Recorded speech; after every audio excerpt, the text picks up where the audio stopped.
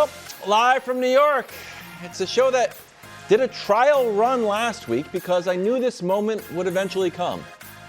I'm the only one responsible for cogent analysis on the show, since my Patriots are going to have to carry the editorial thrust since the Ravens lost, and unfortunately, even though I'm beloved there, the Kansas City Chiefs lost as well.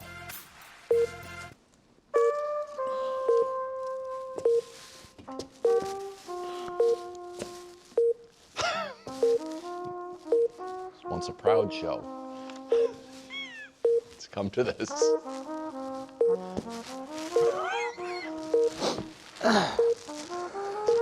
Brou, are you?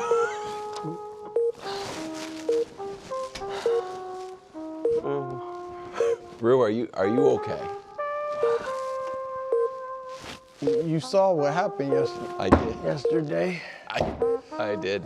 I don't mean It was a tough 3 hours. You're right. Let me help you. You okay? Those Steelers had a little help too. They really banged me up. That's okay. There you go. Take it easy. Have you spoken to Nick? Is he talking? I think he will. The question is, can he? Nick, if you can hear me, tell me how you're doing.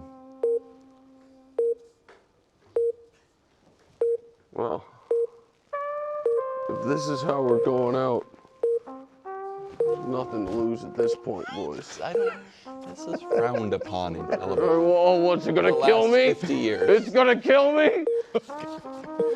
I'm dead already, Wild. You're not dead. You've got a chance. I'm dead already. Start the show. We're going to start the show in Kansas City. It was a very cold day at Arrowhead. The Chiefs get doubled up 20-10. They fall to 6-7. But unlike the meme, we do know what this means. The Chiefs have an 86% chance to now miss the playoffs. Here with his oxygen mask now. It's a miraculous recovery. You're feeling slightly better. What happened to your squad? Everything that's damned them all year, all at once, to be totally honest. The offense herky-jerky. Mahomes had to lead them in rushing. They're 0-4 in those games, by the way, where he leads them in rushing. Patrick, I think, felt that he had to activate hero mode maybe earlier than he needed to. That 3rd and 6 that we almost missed because we were in commercial, and then they go to the snap. It was a very emotionally wrecking 8 seconds, and NBC does a great job, but that was not great, where it's like we're in commercial, big play coming up, but they got back late, and the snap was off, and then there was a pick, and I didn't even know what happened. Missed bad special teams, which had been the opposite, had been a trademark of this Chiefs run. That Butker field goal changes everything. It does. They certainly don't then go for what was. Listen, Andy Reid's one of the greatest coaches ever, has an argument that he's the 2nd greatest coach in the history of the sport. His biggest game management criticism has been being too conservative in the past. That was a wildly reckless 4th down decision. That certainly if they're up 13-10, they don't go for. But at 10, that is a play you go for if it's 28-28 against the Bills. In a up and down, that play would have made sense in the Cincinnati Buffalo game earlier that day, where it's like, man, nobody's stopping anybody. Right. And so that happened. I mean, this is how you get to 6-7. And I don't even know if I mentioned it. They now have retaken their place atop the league after a 1-year absence in drops. And it felt like they were all heartbreaking. Kelsey's ended the game with a pick. Kareem Hunt's, I think cost us a touchdown on the 3rd down. 2 4th down drops, 1 really bad one. And so that's like, none of it. Trust me, America, I'm devastated. But I also am honest. None of it should have been shocking, because they have made mistakes like this all year. And the same thing, Brou, that made me and still makes me feel like last year's team, Super Bowl notwithstanding, that was a great football team. That was a great team because the only thing that matters for a team is winning. Yeah. And they understood how to win and how not to lose. This team, through 13 games, creates a different set of circumstances that allow losses to happen, and then they allow them to happen. That's what happened yesterday, and that's what's happened this season. Well, this may sound crazy considering who the Chiefs are, but they lost to a better team yesterday, particularly with all the Chiefs' injuries. Like, we know Houston's defense is better. But yesterday, C.J. Stroud outplayed Mahomes. No question. There's no question about that. And the Chiefs, as Nick said, like, all that's haunted them this season kind of came to the fore yesterday. But they're the architects of this dynasty. Andy Reid, Patrick Mahomes, Travis Kelce. I'll leave out Chris Jones because the defense, great. Especially that third quarter, the defense Chris was Jones phenomenal. was the only one of the big four that really looked showed like up. himself yesterday. Those three struggled and let them down. And you talked about Reid. Now, I'm a little surprised that you on his 4th and 1 from their 31 with 10 and a half minutes left, whatever it was, because the analytics say they should have went for it. Yeah, I think that's wrong. I think Houston's offense was dead.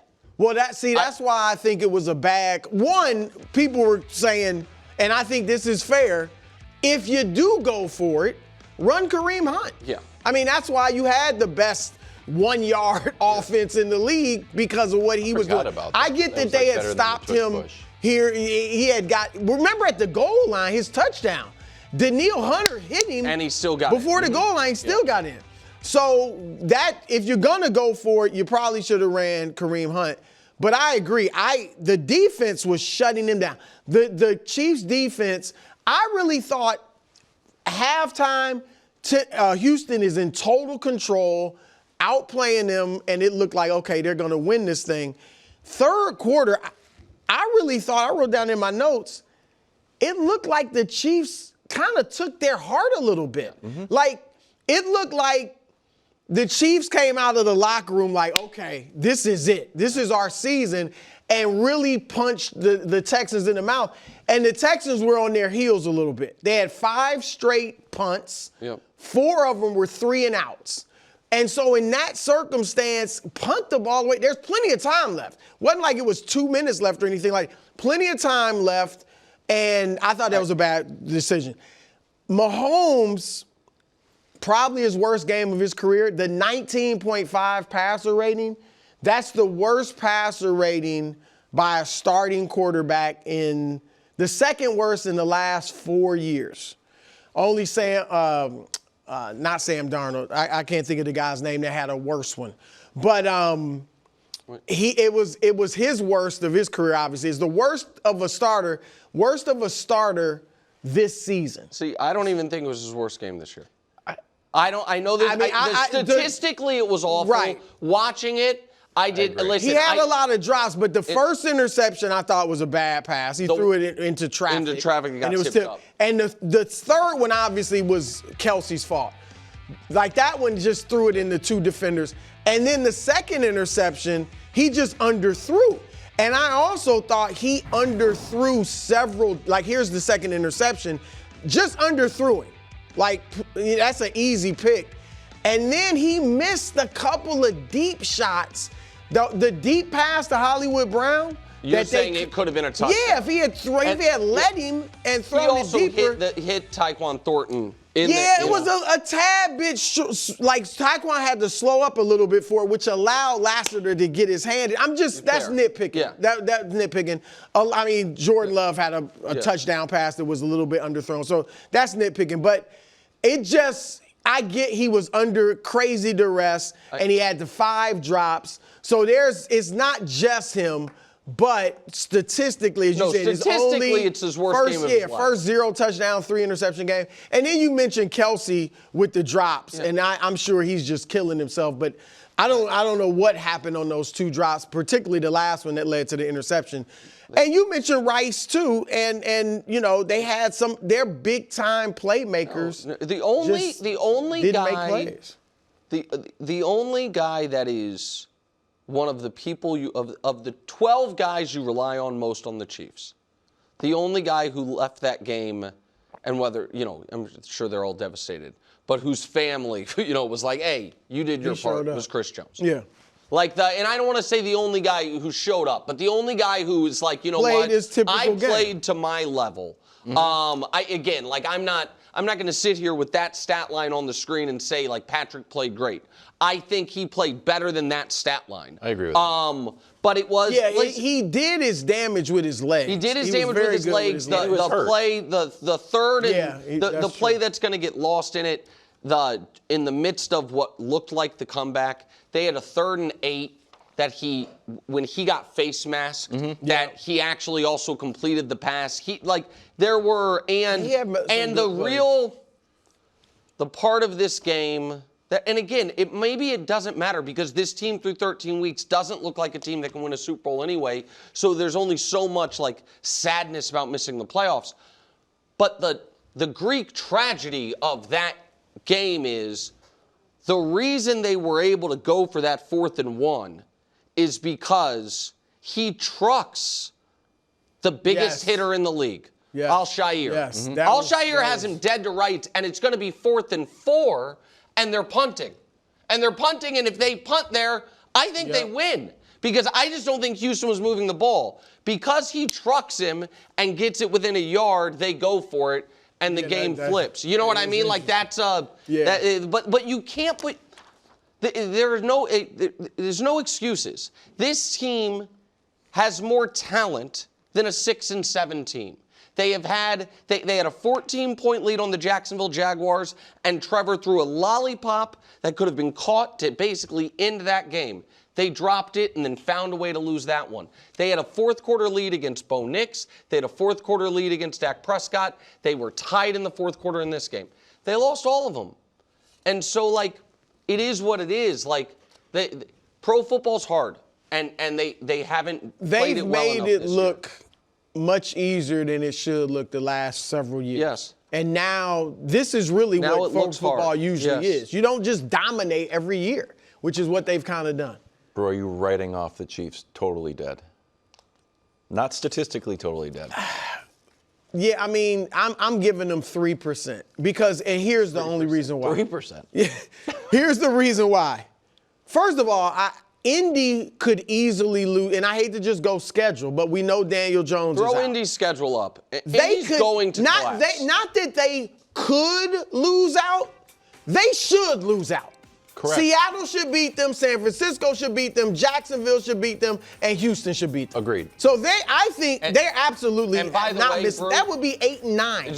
And just so everybody's on the same page here, even if Indy gets to 10, that doesn't hurt the Chiefs because that's the one tiebreaker they have. Okay. So Indy they have to go 2 and 2 to get to 10, and that doesn't hurt. No, for Indy's out of it to me. Yes, because for Indy to hurt the Chiefs, they have to go 3 and 1 or better, and that's not happening with Riley Leonard or whomever. We apologize. It's sorry for the Colts, and we'll get to you guys later, but that's the reality. Yes. So go ahead.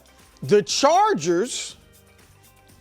Look, their schedule is tougher as tough as the Indianapolis.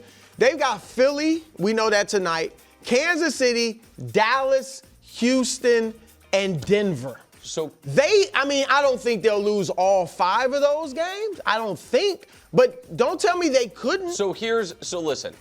Here is now they've been playing pretty well too, so maybe they'll. And listen, if they beat the Chiefs in a week, then it's just over. Absolutely, absolutely. Then it's just dead for Kansas City. Here is the actual. It would appear to me that the AFC playoffs have New England and Buffalo. This is not in order. Yeah. New England and Buffalo, a team from the AFC North, the Denver Broncos, the Jacksonville Jaguars, and the Houston Texans. Those teams, and I understand the Texans are record-wise precarious, but they are playing so well, and they do not have the type of schedule those other teams do. So That means there is one spot remaining. The Ravens, ignore them because if they get in, it will be through the division. The Dolphins, the Dolphins have a game They against got a Detroit pretty left, decent schedule, and they also they have not played up to that level. And I don't know, the only reason the Bengals are on that graphic is because of the AFC North. They can't get the wild card. So here is the facts on the ground for Kansas City. If they go 4-0 and get to 10 wins, and we are eliminating the Colts from going 3-1, throw the Chargers schedule back up.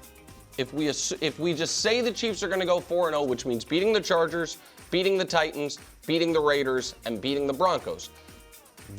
Broncos at home, right? In Kansas City. Anybody that's watching And these look, 15 that was minutes, a 3-point right, game. I'm not So puffing my it could've chest went out either about way. the Chiefs. They've proven that when they play good teams, they lose more often than not. But if they do that, then they make the playoffs with either of the following two things happening. The Chargers going 1-4 down the stretch, or 1-4. the Chargers going 2-3 with one of the losses being to Denver. Because if the Chiefs and Chargers both finish 10-7 with the Chargers having lost to the Chiefs and Denver, the Chiefs get in on the third tiebreaker, which is common opponent. So that's the path is, if we are eliminating the Colts, the path is the Chiefs win out, the Chargers either go 1-4 or 2-3 with a loss to Denver.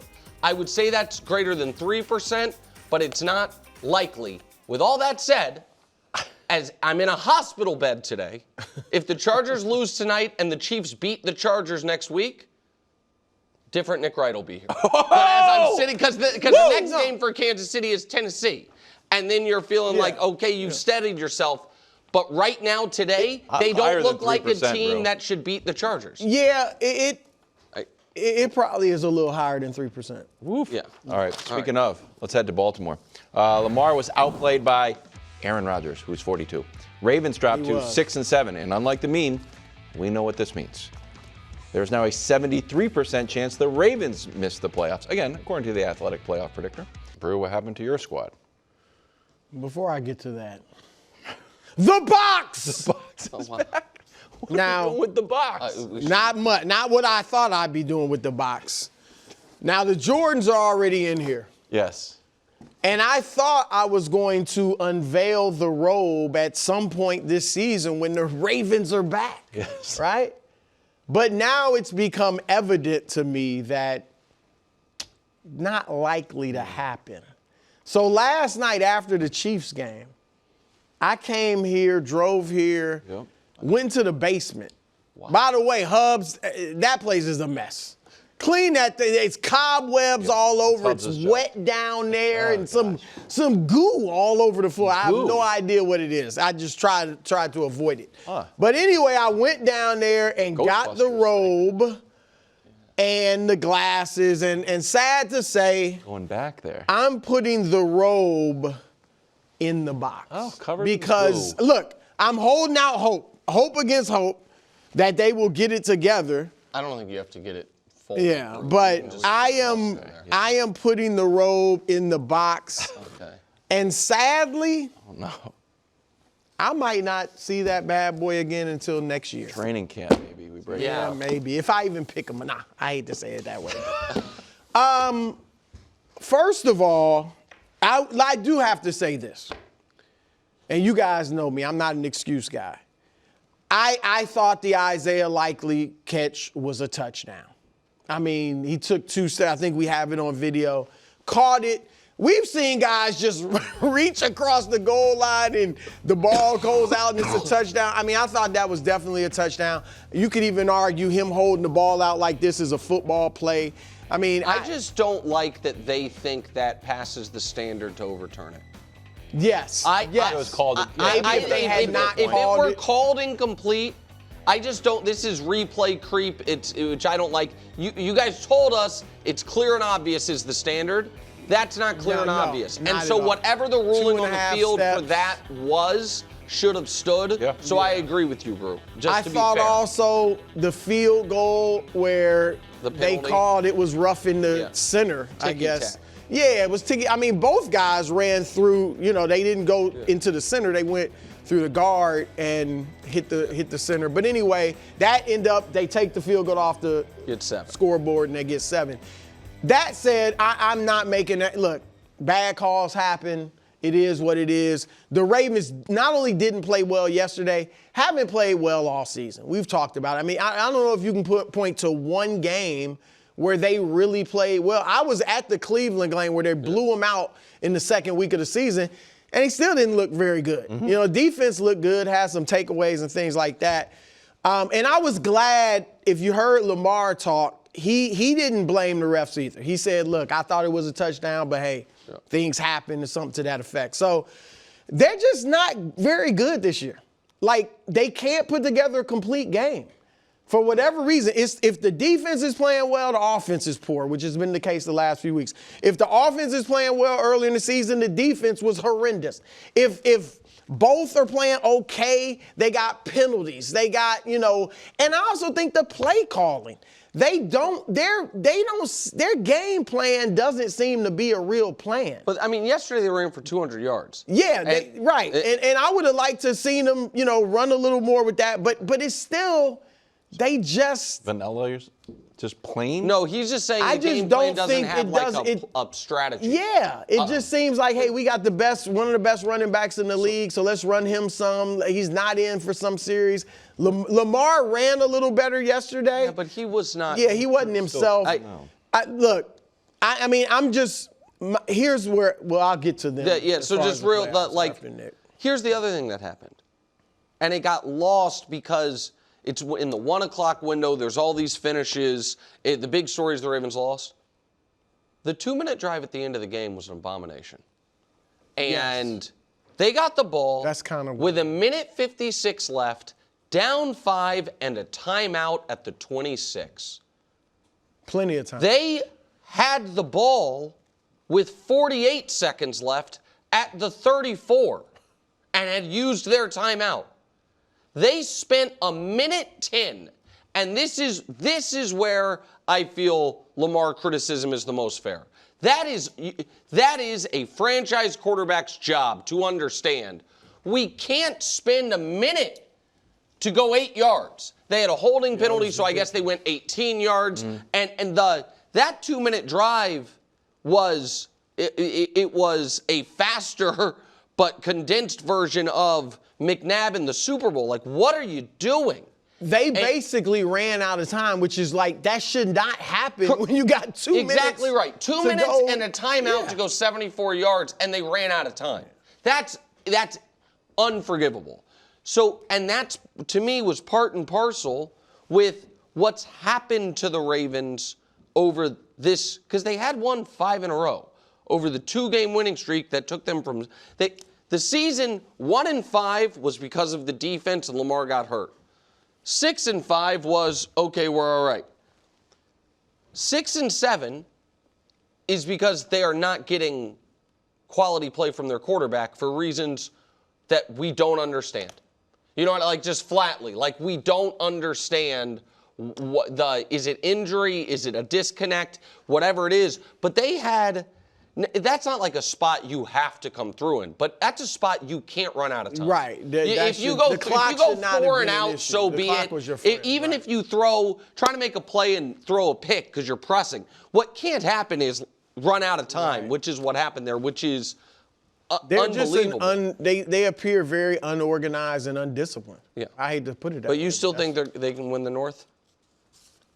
Well, look, I think they will split with Cincinnati or beat Cincinnati and Pittsburgh to split the season series. Well, then they're in good shape. Cincinnati, well, they're not. I don't see any reason to think they can beat New England and Green Bay. I definitely think Green Bay will beat them because they'll be playing for something. The Patriots will as well. You feel they probably are due for a loss. They might lose to the Bills coming up. But 8-9, does that get that's the thing. I feel confident against the Bengals and the Steelers. I don't feel that confident against the Patriots and Cincinnati on Sunday. Packers. I still believe in Cincinnati. Coach Mangini here with us now. We're headed to Buffalo. Snowy day where the Bills capitalized on back-to-back Joe Burrow interceptions to move to 9-4. Josh had 4 total touchdowns flying around the field, 78 yards on the ground. Oh, burn! Shout out.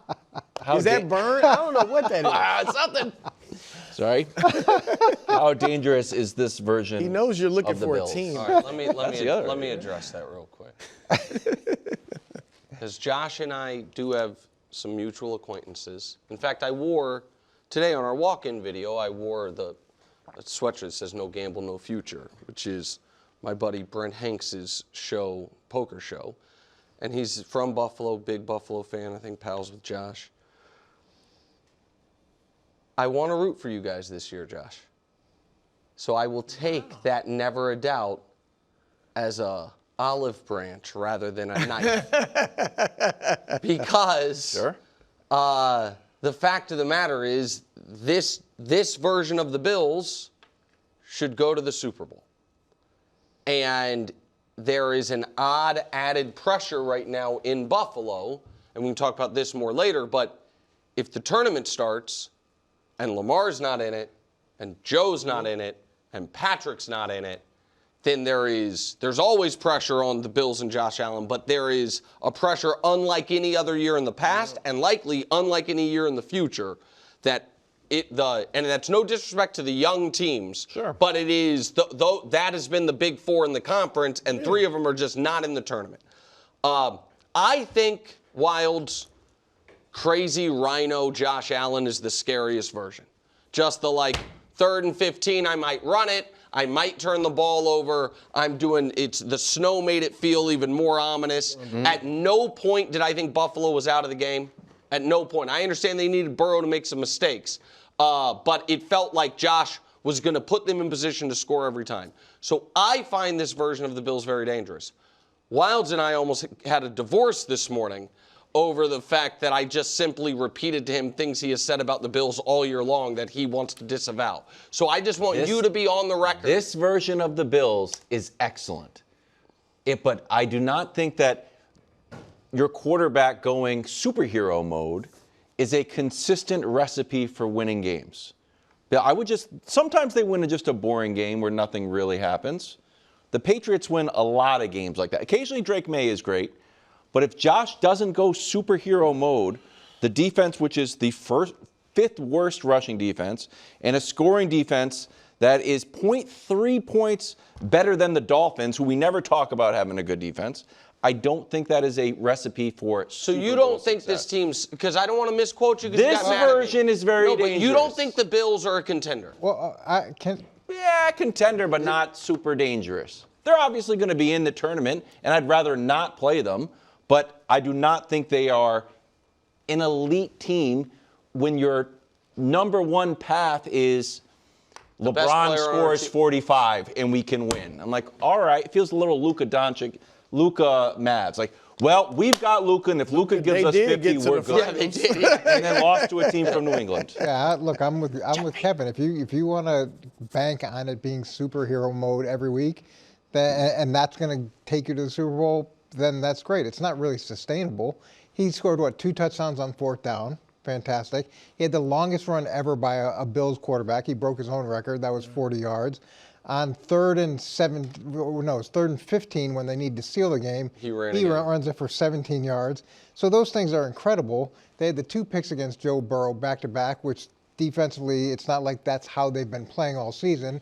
And we need to put this in perspective. They're playing the Bengals. The Bengals have not become the '85 Bears. Oh, don't tell him that. Well, no. You just got to put it in a little bit of perspective here. The Bengals have played better. They have played better, but they still have had a significant amount of problems. So lighting them up, it's not like, whoa, I can't believe anybody did that. But, Coach, I'm sorry, Coach, if the AFC playoffs that I laid out happen, where the Chiefs and the Ravens and the Bengals are not in it, I know you, and I feel like I do. I feel like you're going to say, yeah, I like Buffalo's chances here. Yeah, because when you look at it, if every other superhero is out of it, yes, the only other MVP is going to be Aaron Rodgers, and he won the MVP 8 years ago. And all of a sudden, Drake May is not carrying him, but he was. You were adamant, the league MVP. He's the league MVP, but we're a balanced team. Well, okay. They are absolutely scary. In this AFC, without the Chiefs and the Ravens in there, I mean, because he can do this 3 straight games. That's the thing. He did it the year the 13-second game. Well, it was 2 straight games, but yes. Right. Yeah. Like, he's had great postseasons where he was great the entire postseason. And so he can do this. And look, James Cook, their run, if he just, Cook fumbles he leads the league with 6 fumbles, 3 lost. Both of them are first in the league. But they have that strong running game. And their defense obviously isn't great, but it's not horrendous. And now, seeing him do this against Denver, against Houston, that's a little hard to fathom. But when I look at these C.J. Stroud, Bo Nix, Drake May, Justin Herbert, who am I missing? Trevor Lawrence. Seriously though, he is on an entirely different level, 2 levels above any of those guys. I know. Including Drake right now. 2 of the quarterbacks that you mentioned already beat him. He did nothing against the Texans, and that wasn't even. And CJ wasn't there, and Drake May went into his building. If he is this version, he's unbeatable. I think the Bills are unbeatable if he's a superhero. But we've seen a lot of instances where, hey, how about we don't let Josh Allen score 4 touchdowns? I think if they beat the Patriots in this next game, I think the winner of that game is the favorite in AFC. I think I know it's just a regular season game. But if we split, you don't care. No, because I just think Buffalo, if they lose to you, then I can't say they're better than the Patriots. New England wins that, they win the division, right? Yes. So it's a T-shirt and hat game? Yeah. I'm feeling okay. You becoming a Bills guy? You might be wandering eye in the AFC. I'm the only person on the show the last 2 years that has believed they were the 2nd best team in the conference each year. Last year I was right. This year I might have been wrong for a couple reasons, but not because I undervalued them. I think you're coming around on the Bills. This version is very dangerous, and if I was a Bills fan, I would be frustrated hearing my analysis. He's so good, it's hard to replicate. So it's all right, if he played not as good and we won, would you be more confident? Oddly, yes. You needed to score 39 points to beat the Bengals, and Joe Burrow That's a great offense. Where are they? Where is their scoring defense rank? Because you did a weird 14th. 14th. Okay, so that's fine. That's not terrible. You were they were 0.3 better than the Dolphins. I don't even understand the context of it. So they have an above-average scoring defense. They're a little bit. All I'm saying is imagine if no one in the world would be the Dolphins defense will keep you in the game. No, That's we don't think they have a great defense, but a 14th ranked scoring defense isn't. It's fine. Right. Literally fine. But the rushing defense is 5th worst. And the pass defense is one of the best, right? Yeah, but that's why I always think that's a little bit funky. Are you just running because? Yeah, once you're the worst at one, it gets skewed up on the other one. They're okay. We'll see how they do in Foxborough. Browns lost to the Titans when a wild 2-point conversion went awry. Shedeur wasn't on the field for that, but when he was, 364 yards, 4 total touchdowns. All right, rookie quarterbacks with 350 or more passing yards, 3 passing touchdowns, and 1 rushing touchdown in this last 10 years, Josh? Oh, all time. Joe Burrow against the Browns and Shedeur yesterday. What did he prove to you? Well, he proved that he could one day be a franchise quarterback. There's no question about that. And Coach, I think this is, and I'm not saying he will be that. I'm just saying there is clearly the potential there. No other rookie, I don't believe, has thrown for 300 yards this season. No. We just saw this is his 3rd start with no legitimate reps apparently up until 3 or 4 weeks ago.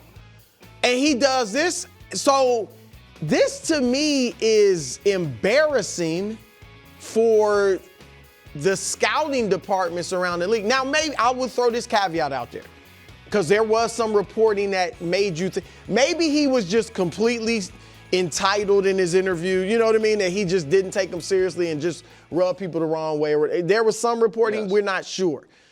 But there is a great chance he would have went undrafted. I know the Ravens were looking at him as a backup for Lamar, but if the Browns hadn't taken him and their owners hadn't said, go get this kid just for the fans, he might have gone undrafted, and he steps in there and does what only Joe Burrow has ever done.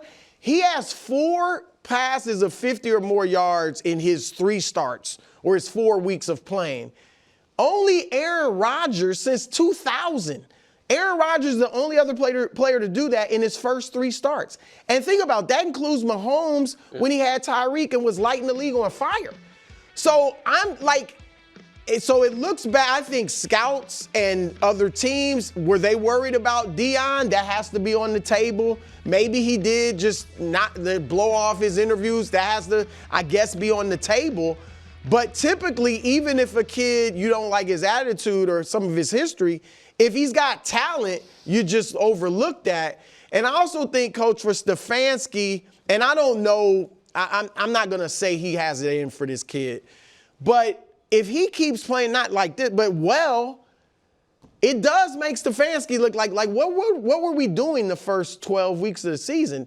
Did he not show anything in training camp or practice? So I just think. Well, that's the coach's point that Stefanski's kind of damned either way now.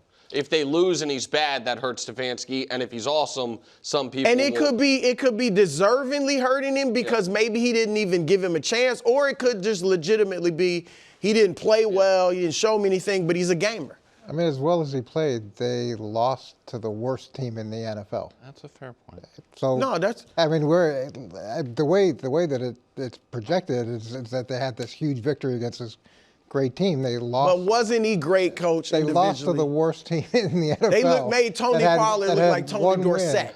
Yeah, and look, the Browns' defense is pretty staunch, so it was interesting to see him with Cam Ward, and they were behind by multiple touchdowns late, and he did a lot of good things in bringing him back, and there's a bunch of positives, but over the course of the 3 games, he's at 52% completion. He's only had 5 touchdowns, and he's got 3 interceptions. He's got an 80 quarterback rating. He's been sacked 8 times, which is about 7% of the time. So his numbers are very comparable, and I know nobody wants to hear that, to what Dylan Gabriel's numbers were. They're very similar. Oh, but they're not at all similar in the types of passes he's throwing. There's not. Okay, I'm just saying statistically that the numbers are very similar, and it's not. Again, Tennessee's we got to put into a context of how well they've played up to this point, and it'll be interesting to see as he continues to move forward. But there are a ton of positive things, and it's good that they're going to continue to start him. Yeah. Because they're going to have to make a decision going into this offseason whether they really feel like he can make enough of a jump next year to give him a legitimate shot as their QB1. Right, because if they have 2 first-round picks, if they don't have to use either one of them on a quarterback, then all of a sudden, I mean, Myles Garrett yesterday, by the way, set the all-time record for sacks in a career in losses, which, by the way, is way more impressive than it sounds, because he got to 64.5. in 77 losses. Bruce Smith, who had the record, had 64 in 131 losses. Wow. So, that speaks to, for Myles Garrett, how impressive he's been when they're trailing hard to get. Tough trophy. No, of course. But their teams don't have to throw as much. Right. The reason I mention it in that is, if this team were ever good, they are what Myles Garrett on a good team looks like. Yep. We don't even know. So, to me, what he proved was this. And I'm not nearly as big of a Shedeur fan coming into the league as Brou. He's better than Dylan Gabriel. And I understand, Coach, the touchdown interception numbers are similar. That offense, it's the same players. With Dylan Gabriel is 2 yards at a time. And Shedeur there, listen, the pick he threw was as bad as any pick Dylan's thrown all year. He had 4 passes in this game that were better than any Dylan Gabriel play thus far this season. And the scramble that he had was great too. Right. I thought that was. The touchdown run. That was fantastic. Right. So to me, it does add to the confusion about how this entire situation was handled, and it also, and this is more of a Stefanski thing, takes Shedeur out of it. If this offense, let's just say Shedeur is an average backup. Okay? That's what he is, just for the sake of argument. If this offense can function to a level we've seen it function in stretches with Shedeur, then it does make you also look at, man, who was in love with Dylan Gabriel and why? Like, have that piece of it to me. And so I think that Shedeur now has a real opportunity, Coach, to, over this next month, if he plays well, to do something that I didn't think was possible, which is enter next season as they're projected, at least in the first competition for the starting quarterback job. Yeah, and if he plays really well, he'll probably have a new head coach. If he plays really well, it'll get Stefanski fired. I would imagine it could get a lot of people fired. Coach, who do you think should be a head coach of the Browns? Well, you know, I've talked about this before, whether Deion would be an option or not. My thought process is Deion comes in and then you trade the pick back and get Travis Hunter from Jacksonville and get the band back together. Opening a new stadium, selling a bunch of tickets. Injected into Turned around Jackson State, turned around Colorado. I thought Coach was going to say he was going to take another run at it himself. Thanks for watching. Subscribe here to get more from the show and to check out clips from other shows on FS1.